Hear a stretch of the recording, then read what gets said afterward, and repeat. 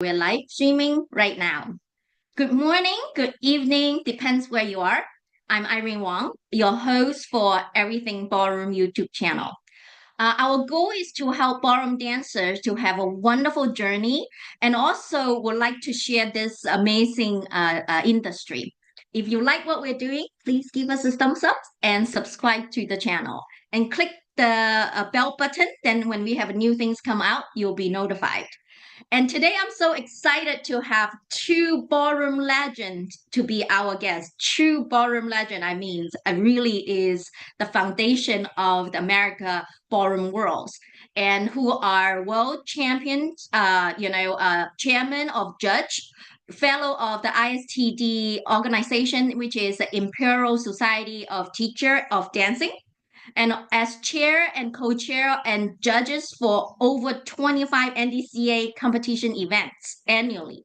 They also found Danceport America in 1996, pioneered the filming of NDCA competition for televisions, and they brought ballroom dancing to a broader audience through televised coverage for big competition like USDC, Manhattan, etc. And they have produced over 60 shows. Oh, a lot more achievement that I can mention. So without further ado, let me bring out our today's guests, Dennis and Jackie Rogers. Thank you. Welcome to Well, our show. thank you for having us. Yes.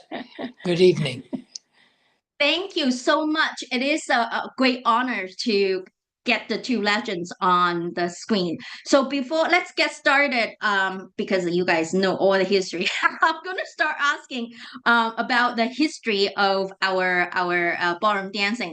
I heard, Dennis, that you are the first to teach international standard in the US and was the first one in Canada, and you brought over coaches and examiners. So can you tell us a little bit about that part of history most of us don't even know about? Well, back in 1959, the international style started to come over here, and I was one of the first people to start teaching it. The the first competition that I actually went to and participated in was in 1959 at Arthur Murray's. All the studios on the East Coast started a pro-am competition. It was held at the stage of Carnegie Hall. The judges were Arthur and Catherine Murray, and that was the first event that I know of on the East Coast. That went on to Arthur Murray started to do dance weekends. They called the first one Dance Olympics. They got a letter from the U.S. Olympic Committee. They could no longer use it. So they then went to Dance-A-Ramas. And that's where the Arthur Murray started their competitions. Then teachers who did not work for either Arthur Murray or Fred Astaire were interested in a competition. So the Imperial Society started with their first competition.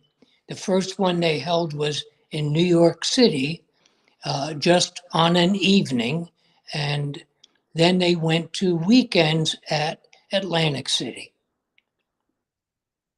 That was a long story. And That was 1959.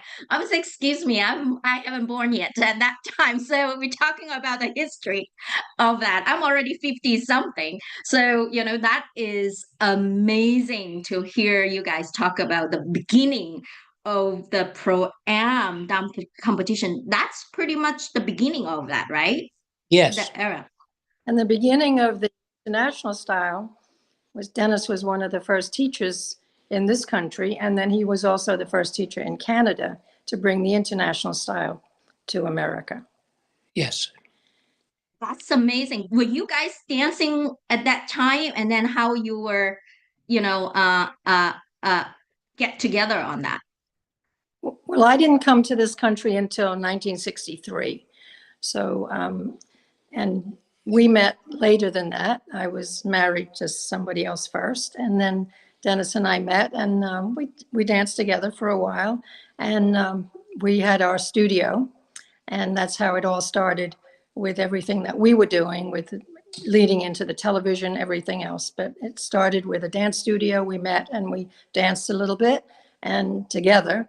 And I had danced in England, but we also then went into doing the television with and featuring the competitions on the circuit, the NDCA competitions. That is so sweet. I see so many people found love in the dance floor and then, together forever. And that was how I keep telling my stories, that was seeing, people grow old in the dance floor is always touch my heart. And then actually that was how I was started wanting to go dancing, with the idealistic of the romantic relationship, which you guys show off exactly what I was imagining. So that is so sweet. So for you guys as starting the whole things, pro-ams, how do you see, that could be changed in the future?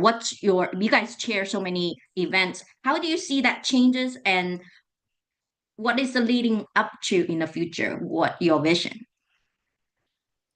Well, I don't want to see any changes. I want to keep it where you have pro-am competitors and they get good judging, good training, and it improves the dancing all around. Right, the dancing has improved so much over the years. When you look back on the imperial competitions years ago that were held in Cherry Hill, New Jersey, and you look at the dancing today, the caliber of the pro-am student is amazing. And it just keeps getting better and better. And the age range is just unbelievable, from the little kids to the 100-year-old lady that was dancing. I mean, it's such an amazing thing. And I think it'll just keep improving. I think they're, as long as they keep doing pro-ams and they keep working on their technique and moving up the ladder, I think it will just continue to get better and better. I also have to interject this. When the Imperial Society started their competitions, it was based on the medal test program. In order to dance bronze, you had to be a bronze student. In order to get to silver, you had to complete your bronze medal and then go to silver. And your competition was then in silver.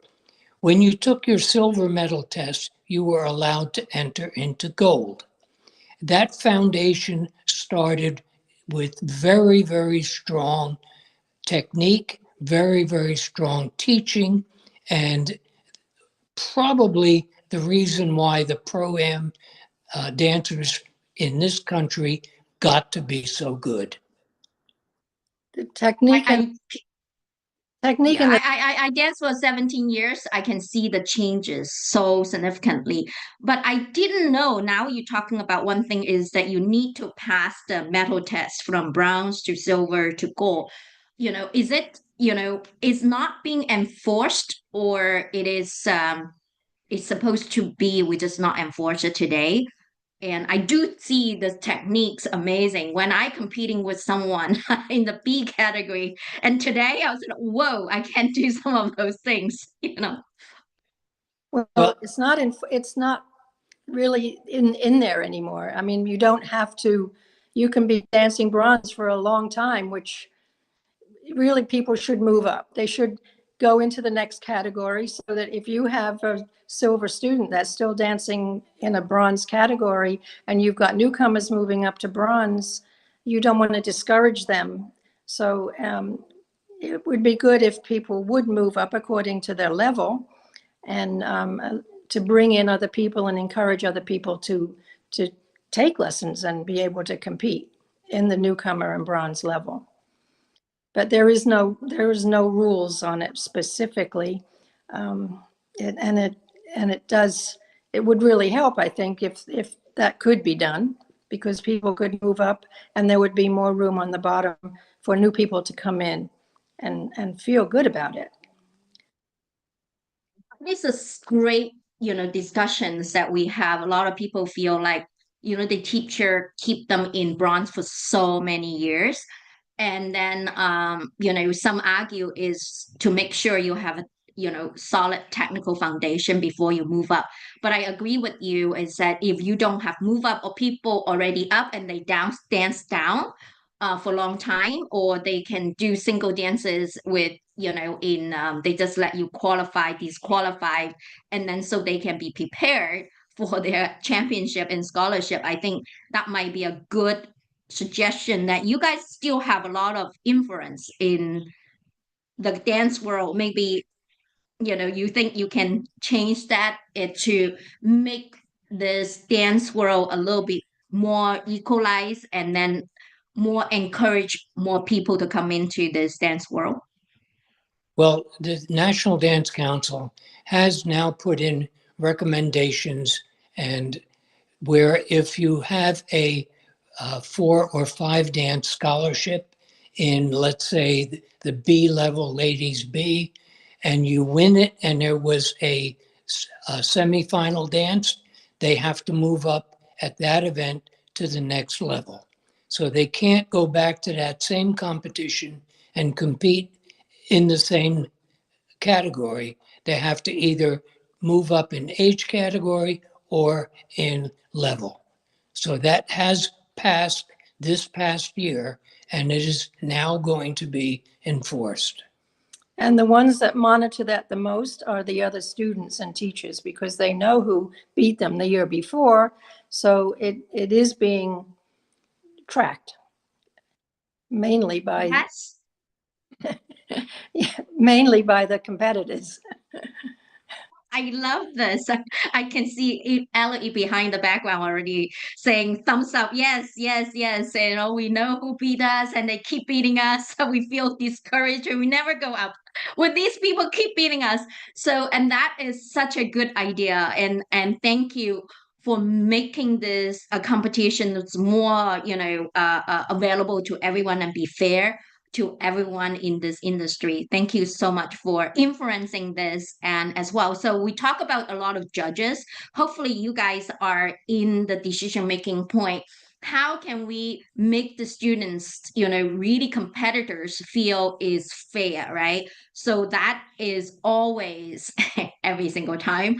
And that is always one of the conversation point. And then you guys are at the decision making, changing what we can do. What do you see that can be, enforced? You mean for the judges? The judges? Yes. Yeah. Well, the organizer is supposed to appoint the panels for the different events because they select the panels that they hire for the competitions. So, but a lot of times the chairman is involved in selecting judging panels along with the organizer of the event. The organizer is supposed to appoint the judging panels, but many times there's just so many panels that the chairman ends up doing the panels. So what we look at when we're doing panels is that we have a representation of the style that's being danced. If it's a competition that's involving East Coast and West Coast people, that you would have a fair amount of judges that from maybe one from the East Coast and also from the West Coast. We do take into consideration the franchise studios. There is a standard set way of making sure that you don't have a panel of like all chain studio judges on a panel, so that we try to get the panels to be balanced, a balanced panel. And one of the most important things is the representation of the style. All judges are qualified to judge every style, and many of them, and I think this is kind of an unknown fact, many of the judges that you see on the floor may have ultimately been known for Latin, but years ago also competed in ballroom or some other style. So they're equally experienced in everything. But you do hear people say, well, he's a Latin judge. Well, He maybe have danced in the Latin, but he also competed and studied the other styles. So you can't always go by that. You have to just look at a balanced panel and hope that the judges mark what they see on the night. And that's what the goal is, to have judges do that and not go by form that was done the week before, but actually judge what is dancing in front of them that night. And That's so good when you explain, how you do. Actually, that's the question I want to ask also, because there's so many roles in the dance competition and you explain, who is doing what a little bit already.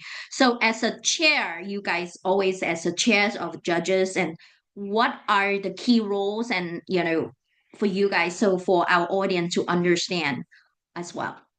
well, basically, I mean, I walk into a competition and an organizer might say, okay, I'm turning it over to you now. Because basically the chairman is running the ballroom.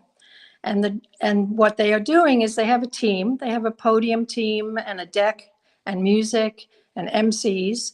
And basically you're kind of the head of the team because you're running what's happening in the ballroom. You're making sure that it stays on schedule, that the music is played at the length it's supposed to be, that the rules are adhered to. If it's in closed events, that there are invigilators that are picking up on any of the mishaps that they have on the floor with steps. So, and you are making sure that all of the NDCA rules are followed. You basically keep the time schedule. You're ahead of time before you actually even get to a competition. When I have a competition coming up, I get the computer program and I go through it and I assign panels to the various categories. And what makes it a little bit difficult now is if you have 5 judges on a single dance and you want 7 judges on a multi-dance, now we have to time it so that those extra 2 judges come in, or the panel changes in time for the multi-dances to get the 7 judges. What's happening lately, because of late entries, some of those panels, some of that schedule for the judges cannot be done till a day or 2 before the events, because the entries are coming in so late and it moves the time in the program. So now maybe you thought you had an event, a multi-dance that was going to start at 10 o'clock, but now the single dance is expanded because of late entries. Now the multi-dances are going to start at 10:30. So now you have to adjust those judging panels to make sure that you can get your 7 or your 9 judges for those panels. And that makes it somewhat difficult. The timing on it is much more crucial now than it used to be. Years ago, you could do panels way ahead. Now you can't. There's so many competitions and the competitors are supporting so many events that the entries do come late. And it's difficult for the organizers because it involves trophies and meals and everything else. But it's also a good thing because the business is really booming and the competitors are trying to support every event, which is really good. So there's a lot of finagling with time, making sure, like if you have a new person on music, now the chairman has to make sure that they're playing the amount of time that's correct for the song. Is it a minute 5? Is it a minute 20? So a lot of times you're timing things. You're making sure that the MC is announcing things as they should be announced. If you have a new MC, now you have to make sure that the words coming out are what should be coming out for the events that are being held. So there's a lot of detail. There's a lot of detail. Wow. And you have to have eyes in the back of your head, really. I mean, front, back, sides, everything. You have to know everything that's going on in the ballroom. You can't miss a trick. You cannot. Wow, I have such a greater respect for you guys to be able to do all of that. It's a really tough job. And then I'm glad that you guys are on top of things and have so much experience that to make it work. So one question I always asking is that because the judging panel is great, that you talk about have more judges so you can have a balanced panel. So I'm wanting to let all the the dancer know, they try, everyone I talk to is really trying to make it fair, to make it a productive competition. So I really appreciate that. One thing I heard about is that, there is many organizations, right? So NDCA, USA Dance, WDC, Imperial Dance, whatever that, those so many different organizations that we heard about the acronym and don't understand about that. And also, I also heard that you go into this competition, you cannot go to that competitions, and how you explain this situation to us, and then what do you see as a whole, as a dance community in this, you guys are really at the top of the decision making of helping us. How do you see this, and explain the organization and how you see each of these organizations work together? What is the beneficial to grow this community? Let Dennis take that one. Well, in this country, the competitions are governed by the National Dance Council of America. They deal with the professional competitions, the pro-am competitions, and amateur competitions. That is the NDCA, right? We talk about. Right, NDCA, Okay. National Dance Council of America. The NDCA belongs to the World Organization, which is the WDC, World Dance Council. The World Dance Council is what initially was the IBD, International Ballroom Council, became World Dance Council. There is the amateurs have a world organization, and that was the ICAD, International Council of Amateur Dancing. Which is now IDSF. Now it's the IDSF. But in this country, in order to dance in a competition, competitors can dance wherever they want. They have a freedom to dance. They can dance in any competition anywhere around the country or around the world. There are no restrictions on the competitors. However, for the judges, it's a different thing. If you are a registered judge with the National Dance Council, then you can only judge events that are either recognized by the National Dance Council or by an organization that is recognized by the National Dance Council, which is, of course, the World Dance Council, WDC. So judges have restrictions, competitors do not. Why the judges need to have restrictions? Trying to understand that. Well, the National Dance Council promotes and trains and adheres to rules that are fair for the competitors. Each of these judges signs an agreement that they will follow the rules.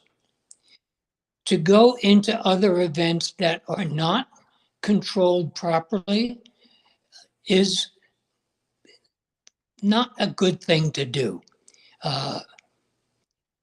If a judge were to go and judge for an organization that was not adhering to fair practices, Or competing with the National Dance Council events. it now gives strength to the other organizations, and it does not give a fair shake to the competitors. If a competitor wants to go somewhere else to dance, they're accepting those rules, they're accepting the decisions, they're accepting the judgment of people who do not necessarily have all of the credentials or all of the training, and it tries to keep a higher standard for the competitors attending. And the judges, Totally. So go ahead. Go ahead. some of the organizations are trying to go against the council and not offering the quality of things that the council offers. The National Dance Council has a very high standard, and it's advantageous for the competitors to compete in the National Dance Council events because they know they have the best judges, and the judges are qualified. They go through a qualification to be able to judge. So you're getting the elite level of judges at that particular level. And the amateur organization was just for amateurs originally, and they did actually belong to the council. But then they tried to take away council business by doing pro-ams, which they were not qualified to do. And the level of the quality was not there. So there was a falling out of that. And they run their amateur event and an amateur organization, and the National Dance Council still runs theirs. So, but you're always going to have conflict somewhere down the line with different things. But the National Dance Council is really the cream of the crop. There are organizations that run competitions, and I know firsthand of a judge being removed from a panel because in the waltz, they didn't judge the way the organizer wanted them to judge, and they were taken off and a new judge put on for the rest of the events. So, That would never happen at a and that would national. not happen at a National Dance Council event. I totally agree. High standard, if they do something like that, that will be critical to criticize and then for that. But because I am a pro-am dancer, sometimes we do MM and we do pro-am. You mentioned that we can go to any of the event, but we also want to have quality of judges. Is it possible for you guys work together and then create a more cohesive world so we can really go to anywhere and have quality judges, more choices, and we're greedy, sorry, that we want all of that. Is it possible, as you are the top decision maker as a pro-am dancer, can we ask something like that to be make it happen? All of the things that happen in the National Dance Council are governed by a board of what they call a board of governors. The National Dance Council is made up of the member organizations. It's not people. It's organizations that belong to the council, like Fred Astaire, Arthur Murray, Imperial Society, Dance Teachers Club of Boston. I mean, there are organizations that vote on the way things are done. And then there are committees that also input into all of that, but it is not individual people that are voting on what happens to the National Dance Council or with their participation in the industry. I don't know that it would ever happen that, everybody would work together because everybody wants their own organization. The amateurs want their own organization. Another organization might want theirs, and they have different ideas and different things. So the fairest thing you can do is have the competitors that can compete anywhere, but the judges have to select. It's like, which tennis organization do you want to play in, or which one do you want to judge or umpire for? Which one do you want to choose to do that? And if you want to choose the elite, then you go to a certain one, or same thing with golf. There's golf organization. So, and, it's kind of magical thinking to think that everybody could just be one big happy family. I don't know. We wish, right? We still want to have that, right? So if everybody happy, I understand, it's business too, right? I'm a businesswoman, so everybody have self-interest Right. in, protecting your interests and then the business. So controlling is the best way to erode your business. Trust me, I understand that. But for as a user competitor, I'm hoping there is some room to negotiate and so have a little happy ground so we can all be happy. But I really appreciate your honesty on on that as well. Well, I've judged world championships in England. I've traveled all over seeing competitions, and I can assure you that the best competitions for the competitors are those that are run by the National Dance Council. They have the most qualified judges. They have the most uh, independent thinking judges, and the competitors get the fairest assessment of their performance. And the other thing that happens at NDCA competitions is that there are rules. And, part of our job as chairing is to make sure those rules are followed. I mean, it's even with regard to people trying to solicit students in the ballroom, it's against the rules, I mean, these are things that go to make it more comfortable for the student in the ballroom. You don't want to be in a ballroom where every teacher there is coming over and saying, well, why don't you come to my comp? I run a comp over here and blah, blah, blah. You don't want that. And you need to be in a relaxed environment. You need to be able to be focused on your dancing. And you need to know that you're getting the best of everything that you can possibly get. I don't know what the other organizations offer. Probably some of you as students might know because you maybe have been to some of them.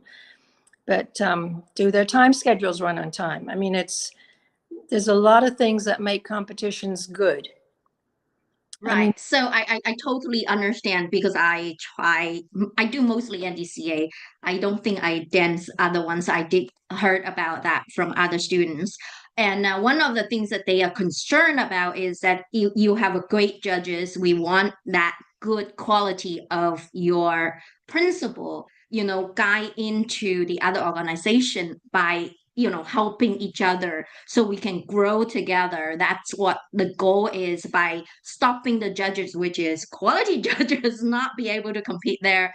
And then you pretty much stopping the flow of the students to trying to go either way, right? So it is kind of, to us, we feel, you said we're free, but we're really not free because we're looking up the judges to decide where we are heading to. So that is a concern, not yeah, it is a concern that you said there's a free, but it's not a free in a sense, right? So I am just put that into bed. I'm hoping because you guys really can influence that decision making. I'm preaching to you guys that give us a free. No competitor has ever been penalized from dancing in an unregistered event. No, nobody's ever been penalized for that. But, then it's a choice. Do you shop at Saks or do you shop at Target? I mean, it's just a comparison of where do you know that if you go to an NDCA event, the quality there's going to be there. We don't know whether it's there. We don't hear that it's there at other events. And they could be infringing on the organizers that are paying to belong to the council to provide you good competitions. So, if the NDCA comps are controlled by the calendar, there are rules about you can't have a championship within 900 miles of another championship on the same weekend. Well, one of the other organizations could pop right in there and put a competition right on that weekend. So the council also tries to protect their organizers to be able to afford to be able to run competitions that are of good quality. And, yeah, it's just a freedom. The freedom is to dance at any competition that you want. But then I think the choice is always going to be there. Which one do you want to go to? I mean, it's and maybe that's just an experience of trying different ones and reporting back. Let us know. How was I it? totally Thank you so much. I totally understand that. I'm just want more, right? We are consumer. We want all free, And, even though you're on top, we're trying to control it. So that's our free wheels are pitching on that. So, but anyway, so I think we understand that very well now. So, as a final question before we open up for live, any advice for poem dancer from your experience to for us as a dancer? Well, I have some. yeah, I think that working on basics and technique, I think, is really key to begin with. I mean, I grew up in England and it was just so important. The footwork, the foot positions, I mean, everything is technique. And once you have that basic technique and you work on that, I mean, I think the thing that's happening now, I think the competitors are really enjoying seeing the pros do basic competitions, because then they can see exactly what the basics or syllabus figures look like.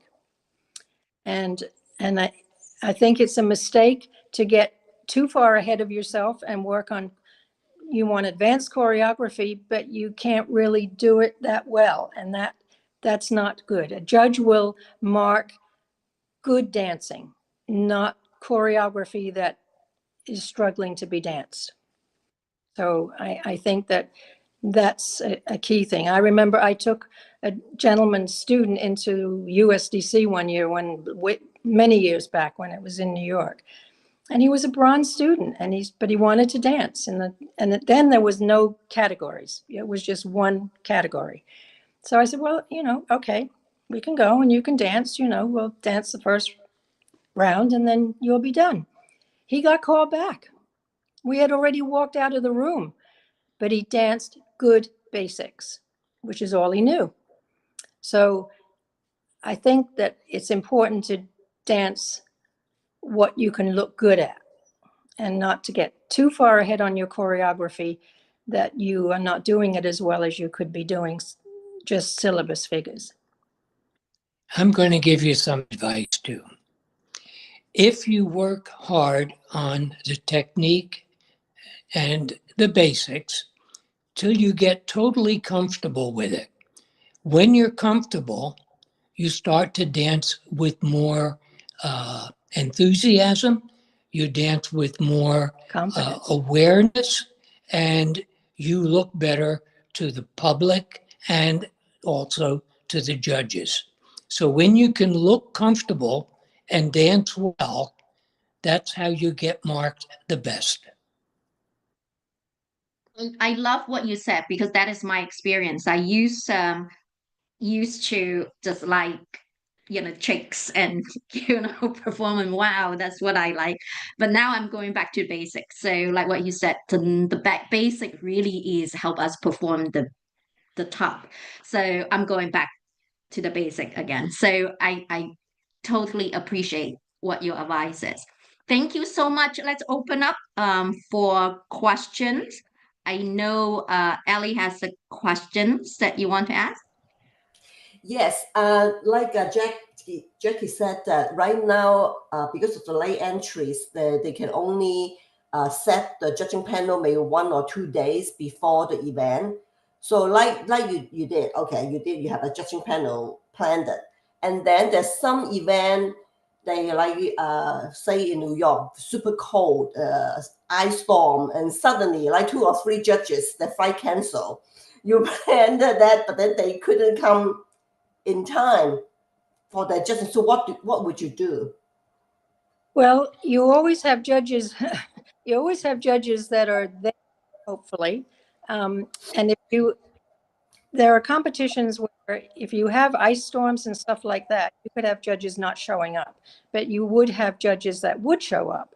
And in that circumstance, you really just have to be able to use the judges that are there. If 1 or 2 people get stuck somewhere and you've got other judges there and they have not just come off the floor because they've been judging for 2 hours, then you would try to pick judges that are available, that have not been on the floor for the last 2 hours, to step in. And usually we manage it to be able to do that. And sometimes somebody has to go to the bathroom, the invigilator has to step in. So there's always a little bit of fluctuation on stuff, but we try not to do that. But, you know, there are situations where weather can certainly play a part. I mean, there are competitions where I get there and maybe I'm there the day before because I'm working on the judging schedules with the registrar to make sure I've got the updated programs. And I get a phone call, flights are canceled. So now I have to go to somebody else that I know is going to be there and say, can you switch this panel with so-and-so? They can do your later panel if you can do their early one because of a flight cancellation. So those things happen. And you have to just hope that you have people there that can fill in to be able to do it. Okay, I see. Basically, you're going to be reactive to change. So it's amazing. Now I have so much respect for you guys in doing this job. Amazing people to be able to do this. Thank you so much. I don't think we have other questions. And thank you so much for sharing your knowledge and experience with us. I'm still have the hope everybody live in a happy world, even though it's very hard. and I bring this to you from our amateur pro-am dancer perspective. And thank you so much for your time. You're welcome. Thank you. Thank you for having Yeah, us. thank you for having us. If you like what we are doing, and please give us a thumbs up